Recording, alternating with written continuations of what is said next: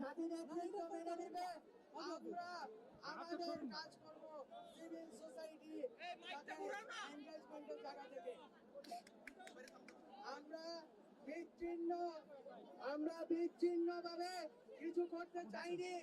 আমরা শুধু ছাত্ররা দেশের পরিবর্তন করতে চাইনি, আমরা চেয়েছি জনগণের, ছাত্র নাগরিকের একসাথে আসা, একসাথে স্বৈরাচার এই ফ্যাসিবাদী রেজিম যেটা 2007 থেকে 111 জরুরি অবস্থা থেকে আজ পর্যন্ত অব্যাহত রয়েছে, সেটাকে নস্যাৎ করা, সেই পলিটিক্যাল সেটেলমেন্টকে নস্যাৎ করা, এই স্বৈরাচারী রেজিমকে বুদ্ধিবৃত্তিক ভাবে ইন্টেলেকচুয়ালি পরাজিত করা, আমরা সেই কাজে আমাদের ছাত্রদেরকে হয়তোবা আমরা সহযোগিতা করতে পেরেছি।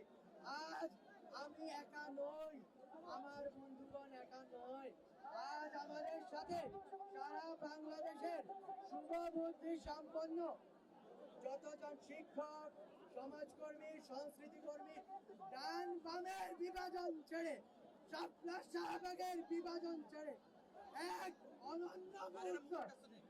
অনন্য মুহূর্ত বাংলাদেশের জন্য আজ এই ছাত্র নাগরিকের গণঅভ্যুত্থানের এই প্রেক্ষাপটে দাঁড়িয়ে আমার বন্ধু আমার পরিচয় ফাঁস করে দিয়েছে।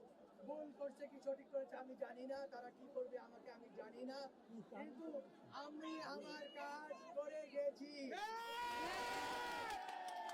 আমি যতদিন বেঁচে থাকবো ততদিনেই এই দেশের নতুন যে পলিটিক্যাল সেটেলমেন্ট হবেই হবে, সেই পলিটিক্যাল সেটেলমেন্ট আর জীবনে কখনো এই দেশে কোনো চেতনার নামেই বেশিরভাগ কায়েম করতে দিবে না। আমরা আজকে যে স্রোত বড় হয়ে গিয়েছে, এই যেমন আদায় হয় না,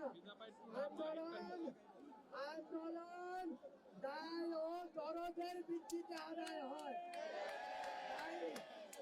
দায়িত্ব নিয়েছেন আজকে আপনারা, এই জন্য গণভবন কেঁপে উঠেছে।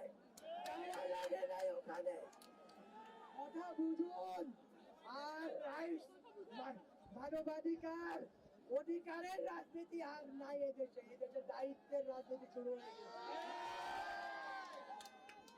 এই দেশে বিভাজন গুলো দরদের রাজনীতি শুরু হয়ে গিয়েছে। সুতরাং আমি অনুরোধ করবো আমাদের যে সিভিল সোসাইটি অংশটা ঘটাবো, পলিটিক্যাল সেটেলমেন্ট নতুন করে করার সুযোগ পাবো। এখন আমাদের সামনে বক্তব্য রাখবেন সুপ্রিম কোর্টের আইনজীবী, আমাদের আইন বিভাগের গর্ব